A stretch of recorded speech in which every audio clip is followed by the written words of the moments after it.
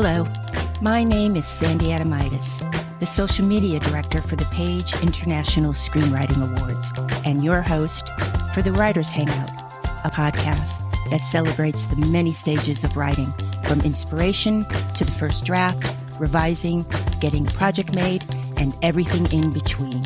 We'll talk to the best and the brightest in the entertainment industry and create a space where you can hang out, learn from the pros, and have fun. Hi, I'm Sandy Adomaitis. Hi, I'm Terry Sampson. Writers, today we're going to do something new.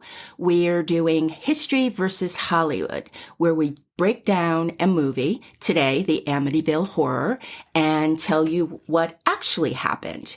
Now, the Amityville Horror was a movie from 1979. It was 1 hour and 57 minutes. Terry, when you were watching it, did it feel like 1 hour and 57 minutes? Yes, it did. Yes, it did. 15 minutes off would have been great. Yeah. It was written by Sandor Stern, who wrote for Mod Squad TV series. It was based on a book by Jay Anson and a story by George Lutz. And it starred James Brolin, a very young, handsome James Brolin. Such hair. What a head of hair. Just beautiful. Yes. Margot Kidder and Rod Steiger. Now, I found after Amityville Horror, at least 29 other movies. So it is a franchise with 30 movies in it. Wow. I had no idea. I didn't either. Okay. It's a movie that is based on real facts, and they just kind of combined a crime that led to this family moving into the house in Amityville, Long Island. And when the movie opens, it's really a brutal opening, I felt. Unbelievable. I forgot how brutal it was. Yeah, you just see a dark house, doors opening, and people, kids and their parents, 3 kids and 2 parents just being shot in their bed. Yes, this brings up the first conflict for me, and that was my personal rule. When I first hear a gunshot, I get up and leave. That's my thing. Terry, you're so dead on with regards to that, because later on, when we talk about this true crime that melds with this movie, the detectives were very surprised that nobody had gotten out of their beds. Like, how did this happen? And basically what happened is the son, the eldest son in the family, shot and killed his parents and his siblings. And the authorities were like, why didn't anybody get up? And one of the theories is the eldest son drugged the family. Oh. So that's why nobody got out of their bed, because the oldest sister was 3 floors up. And if he started in the bottom and went up, she had time to hide or get out of bed. Exactly. Or if we reverse it, the parents had time to. But all the victims were found laying on their stomachs. That couldn't have happened. That was staged after that, right? For some reason. Well, there's also a theory that the eldest son, who ultimately confessed for the true crime. Again, okay. The movie starts with a true crime. A family moves in, and the movie is their story. Another family moves in, and they think that the elder son could have killed them at different parts of the house and then put them in their beds. Mm-hmm. But there were no blood trails or anything like that. But that is one of the theories that people who believe that the son was possessed by a demon that lived in their basement, is that something weird was going on. So that's how the movie opens. And it is a pretty brutal opening. And then we see a lovely couple, James Brolin and Margot Kidder, checking out the house with a great real estate agent. And they're checking all the rooms. The house is really dark to me constantly. I know that was a choice, but creaky and dark.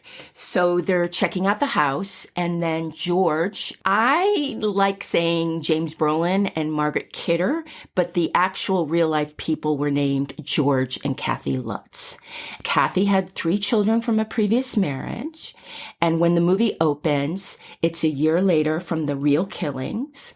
George Brolin and Margot Kidder are looking at the house, and James Brolin, we know that beautiful head of hair. He seems like a really nice husband. Yes. Excited to be there. Mm-hmm. We don't hear very much about why or what happened to Margaret Kidder's first husband. Probably was balding, and he had to be shot. Come on. Exactly. But the house is really cool. It's on the Long Island Sound. Long Island River, and it has a houseboat on it and a guest house. And George is a surveyor, and he has a company. We see his van that says George Lutz Surveying, and he does have a partner who we will see later. Yes. But they do know that a family was murdered in the house a year ago, but they go ahead and buy the house anyways because it's only $80,000, even though that's tough for them. Even at $80,000, sure. It's a bargain. Margot Kidder turns to James Brolin at one point and says, "Doesn't it upset you that a whole family was murdered in this house?" And he says, "Houses don't have memories." Yeah, it's a good line. Yeah, it is a good line. It's a great line. And they buy the house. Yeah. I was surprised she also didn't say deeper into the movie, turn to him and say, "Did you ever consider us moving into the guest house?" I don't know how much ghosty, murderous things went on there, but I'm thinking probably not as much. Yes. I would have slept in the boathouse after the first night. Yeah, boat sounds way comfier. Exactly. They typical unpacking scenes. Kids are playing. There's a dog, a great dog. I love the dog. Yeah. And we learn that Kathy's very Catholic. Yep. And she wants a crucifix hung in, I think it was the family room. Yeah. It was hard to tell. Right. But you don't get the feeling that he's very religious, but he hangs up the crucifix for her. We see that a friend of Kathy's, Father Delaney, arrives at the house to bless it. Now, the family's by the boat. They're ready to get on the boat. And Father Delaney knocks and walks in. Hello? Yeah. Yeah, it was Seems a little odd. Seems a little odd, but it was the 70s. And priests got to do what they wanted Whatever they wanted. do. Exactly. And then he hears giggling upstairs, and that brings him to go up to the second floor. Right.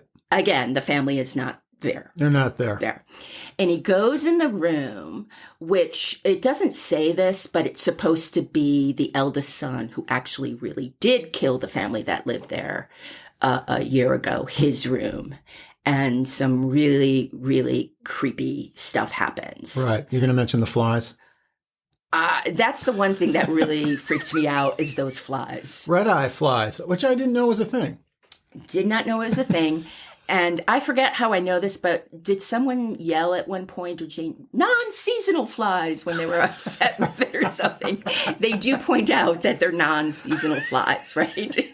See, that makes people even more angry. We expect the insects to follow the damn rules. Exactly. So there's flies all over the window. He gets violently ill. I mean, there's a lot of covering his mouth. Oh, yeah. Like he's going to vomit. I'm with him because of the flies, but keep going. Yes. Yeah. And what else happens in there? I'm leaving out the voice? buried the lead. Yeah, the voice. Yeah. That screams at him to get out. Yeah. Mm-hmm. I'm out. Oh, of course. He leaves, and when he gets back to the rectory, I guess they're in the rectory, he tries to call Kathy, to warn her that there's something weird going on in the house.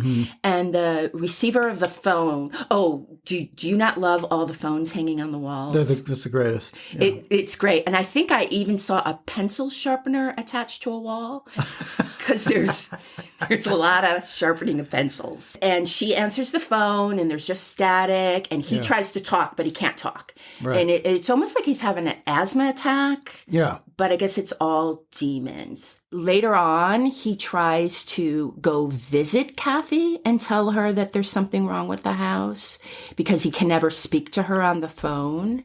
And him and the younger priest get a car. And just the car, it's like the love bug, Herbie the love bug. This car just falls apart on the freeway. It's really crazy. Yeah. And so they almost crash and then they don't get to the house. Also, there's Father Delaney really wants to help the family. So he goes to his higher ups to tell them that there's something wrong with the house and that they need to help the family. And to my great delight, the mayor of Amity, Jaws, the movie where he played the mayor, has a big fight. Who also, Larry in the movie, has a huge head of hair. Do you remember that scene? Everyone is well-haired. Everyone. Huge head of hair. And they have this over-the-top screaming match. No. Do priests talk to each other that way? And he really tries to, the higher-up priest really tries to belittle Rod Steiger. Yeah. Just basically saying, you're insane. Yeah. Go rest. Yeah. Okay. Now, when we're back at the house after the family moves in, George, did you notice he can't get warm? Right. So Been there, George. Yes. He starts, and the central heating is fine. Kathy lets us know the central heating is fine. Yeah. But she thinks there's something from the basement, that there's probably a draft from the basement. Oh, there's something from the basement, all right. Yes. After chopping, he goes to the basement to investigate. And there's like a icy draft. You just kind of see. He doesn't spend much time down there at that point. But I think it's later that night, 3:15, George wakes up. And that brings back the actual real story that happened a year prior, because the son who murdered his family, Ronald DeFeo, murdered his family at 3:15. So that's brought back in. And George just kind of wanders around the property, you would say, checking things out, going to the boathouse, and never really sees anything. He does go into his stepdaughter's room and he notices the windows open. And that happens throughout the movie all the time. Everybody walks in and shuts that window. Yeah, the windows does whatever it wants. It's just always open. Yeah. The little girl is always sitting on the bed. And I also think it's around that point where she has this really creepy looking Raggedy Andy doll. Right. And it's sitting in a chair. Or not. Or not. Yeah. Yes. It seems to do what it wants. Yes. The next day, we see Kathy returning home from shopping. Yes. I loved her outfit when she returned home. I just have to say. Now, can we talk about Kathy's clothes for a moment? Sure. It's Kathy with a K, by FYI, apropos of nothing. Okay. She has this great Annie Hall looking kind of plaid skirt and tie going on. Okay. Is that, do you think, kind of schoolgirl Catholic we're trying to show her in that way? Because yeah, they're attiring her into a remembrance of her Catholic upbringing, I suppose. Yes. Yeah. But it's not a short little plaid skirt. It's a woman of her age length plaid skirt. I also notice in the beginning, she wears a lot of ribbons in her hair, and her nightgowns are very baby doll. Yes. In white. And by the end of the movie, when she's screaming, less ribbons. less ribbons. As the movie goes on, she's more in granny nightgowns. Yes. And I think it's because her husband is turning into this most horrible human being. Yeah, she should be in camo. She should be in camo. Yeah. Exactly. Yeah. But I really did appreciate that the costumers really went for it with dressing Kathy. We love the costumers, don't we? We love the costumers.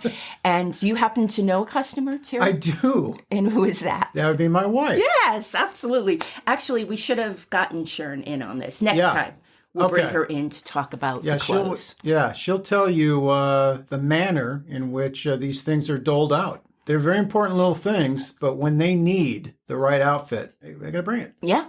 Yeah, you go into the producer's office and you have a rack of clothes, and I'm choosing this outfit because fill in the blank. Then Kathy's aunt comes and visits, and she is a nun. There is a lot of Catholic symbolism, and she shows up in the full nun's habit. Yeah. And as soon as she pulls up to the house, she's not happy. She's starting to feel sick, queasy, just stares at the house. She pukes. I'm just going to say it. And the throwing up nun, which I cannot believe there's not a punk band who grabbed onto that title. Yes. Seemed like a lovely, lovely woman. Yes. She really did. You're having a really bad day. Yeah. She gets the hell out of Dodge. Yeah. Yes. We start to see George get really sullen and mean and picking on the kids, and he's still cold, and he's splitting more logs. He should have gotten some kind of technical Emmy for the axe. Yeah, that axe throwing thing? Yeah. That looked real. Yeah, that did. And I just felt he held it. It looked like he knew his way around an axe. He probably had an axe in his hand for a month before. Yes. So that it would look just like a baseball bat. It looked comfortable and ready to go. I wonder if him and Barbara Streisand were married at the time. And he had an axe to grind? Is this where you're going with it? No. And they had to sleep with Barbara James and the axe. He was just so attached to it. No. And by the way, he was starting to have some bad hair days, which is unlike the beginning. He's very disheveled. Yeah. He wears long johns, these kind of tight khakis with pockets in front. Very stylish, the khakis. It's around this time where all of a sudden we meet Kathy's younger brother, who I don't know if it was an engagement party or the wedding. He is awkwardly counting out $1,500. Oh, that was prior to the wedding. Yeah, go ahead. Yeah, because he needed to pay the caterer in cash. Yeah. And I think it was his big job. He was in charge of that money, and he did not want anything to happen to it. He even wanted Kathy to count it. Oh, I know. I was so uncomfortable. I felt like I should have paid.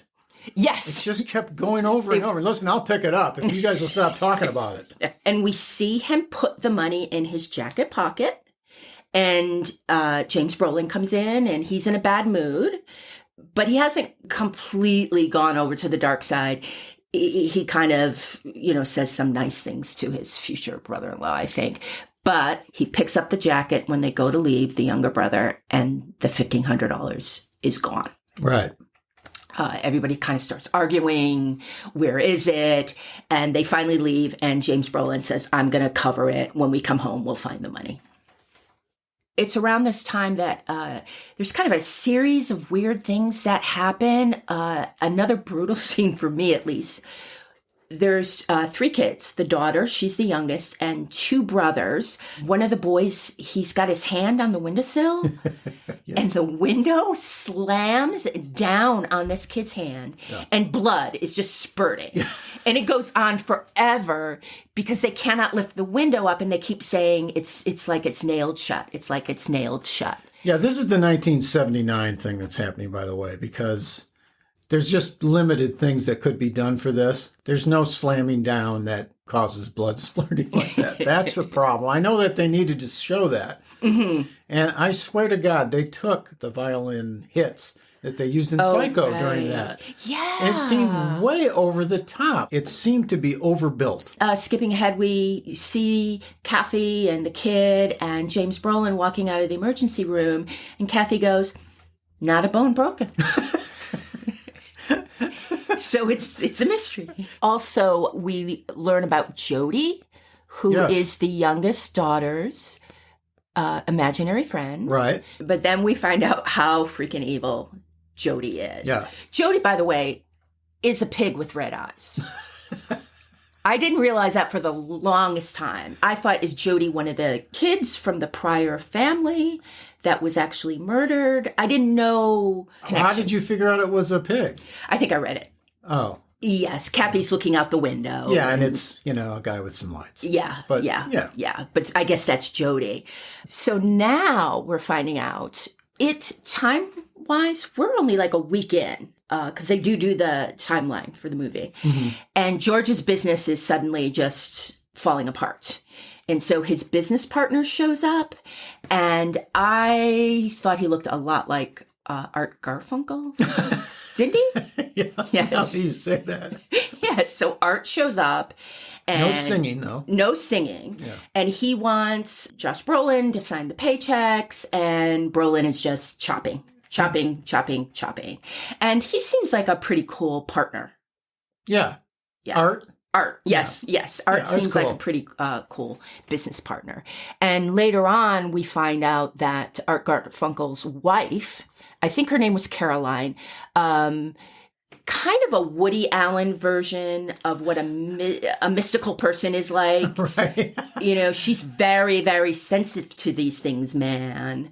And she has short, curly kind of hair. Very pretty. Right. And she also, at first, doesn't want to go into the house, but later on ends up in the basement with George and her husband and the dog. Right. And they break down the wall.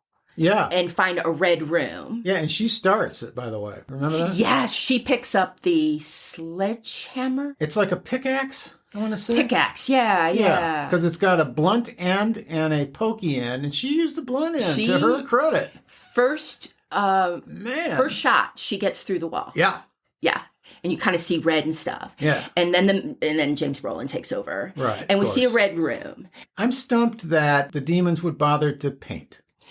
I thought at first the red effect was just effects, that it was hell. Yeah, but a really bad effect. It was. Yeah. It was pretty bad. Meanwhile, back at the church, we're going to go visit Father Delaney again. And he is trying to pray away the evil since he can't get to the house.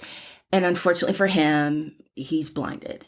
And kind of, I guess, the last time we see Father Delaney, he's sitting in this, which I think is I would think maybe a monastery, a home for unwell priests. And like you said, in that black hood, just really cool scene, actually. Now we're at the point where Kathy starts doing some investigation of her own. And she goes to the local library and gets a lesson how to work the microfiche. Right. Machine, which was also odd to me because it's only a year old, the real murders. So yeah, wouldn't they be on paper? Yeah, someone would just lean over and go, "Oh yeah, here's a stack of newspapers." But whatever. So she finds out a little bit more about the murders, but the main point is that the son who actually killed his family looks like James Brolin. Oh, that was the point of that. Oh, scene. Right. The picture, yeah. All right. The thunder-filled ending of this movie. Everything's culminating at a storm. Blood is oozing out of the walls. Down the staircase, Kathy sees Jody from the outside looking in, and Jody has manifested where she can see at least his red eyes. Yeah. Or two lights, as I like to call them. Two lights. They do not look like demon pig eyes in any way, shape, or form. No. They look like two dots, red dots. Looks like you have a call on your answering machine from 1979. Yes, exactly. Oh, I want to double back a moment. Besides the microfiche, Kathy also learns that the house was built atop a Shinnecock burial ground, and that a satanic worshiper named John Ketchum, and I think if you're into satanic worshipers, he's like really big in that crowd, this guy, lived on that land specifically. Wow. So I forgot to mention that. So now we're back to the big night where everything's happening, where the storm is out of control, and there's blood in the walls, the stairs, and George actually attempts to go after and kill the kids. And Kathy locks them in the bathroom. I believe that's where they are. And then Kathy's able to just kind of shake George out of this manic, I'm going to kill the whole family. Right. And they get in a van and they go to pull away, but the little girl just goes, Harry. Yeah. Oh. Yeah. Oh, another thing. I don't like that they locked the dog outside at night and chained him to the porch. Very short chain, by the way. Very short chain. Not happy, especially since it's unseasonal fly weather. Don't want that dog to be cold. Yeah, the red-eye flies dog. Must have been horrible for him. Exactly. Yeah. But the dog happened to be in the basement when everything's happening. George, he redeems himself in my eyes, and he runs back to the house, and he goes to the basement. There's slime. Doesn't he land in the blood pit, pretty much? Oh, yeah, you're right. Yeah. And then the dog returns the favor and pulls him out, sort of? Yes, exactly. Yeah. You got a hairy guy being pulled out by Harry the dog right out of the blood pit. It's a beautiful moment. If they'd have had some sweet strings going on top, we would have cried. It was actually one of the favorite parts of the movies for me. It really was. And then, I don't know if it's because, I don't know how he got back up the stairs, because those were pretty much destroyed for the basement, but they don't even show that. You kind of cut to the street and he's holding the dog, and it's a big dog, and running back to the van, and that made me very happy. Impressive run. Yes. Okay. And then we see a card up on the screen, and it says, George and Kathleen Lutz and their family never reclaimed their house or their personal belongings. Today, they leave in another state. Yes. End of the movie. I haven't said anything about this up till now, but we moved into that house right after that. It was fine. I don't know what the fuss was. We saw no flies. Okay, so does the house exist? Yes. Is it now a thing that people go to see it? 4 families have lived in the house since the Lutz, and nothing has happened to any of those. No deaths or anything? Nothing whatsoever. No. Nothing scary, no walls bleeding, no axe obsessions, nothing. I'd like to go back to the original true crime where the son confessed that he killed his family. He eventually confessed. At first, he tried to say that it was self-defense. It was this kid. His nickname was Butch. Butch came up with so many reasons of why this happened. He kept changing it. The first thing he said was it was possibly a mob head. And the family actually did have relatives in the mafia. And the son tried to say that he mouthed off to somebody in the mafia, and as retribution, the family was killed. He killed everyone but him. Yes, everyone but him. And so the police actually put Butch in protective custody because of this. And so through their channels, they spoke to the mafia. And the mafia basically said just what you said.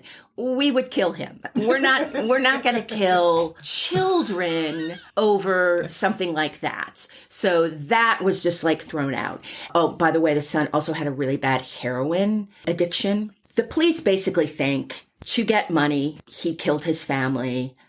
And he also asks the police how he can go about getting the life insurance money while being interrogated. But then the son also tried to say that demons were getting in his mind, and a woman dressed all in black gave him the shotgun, and he, for quite a while, got into his own alibi of the spirits and paranormal, made me do it, basically. Mm-hmm. The Lutzes took lie detector tests after they left the house, And supposedly they passed them. 4 owners since, nothing has happened. And it finally came out that the Lutzes immediately got behind on their payments and they really couldn't afford the house. So as a way to ditch the mortgage, they played into the fact of one of the original son's alibi that there were spirits in the house.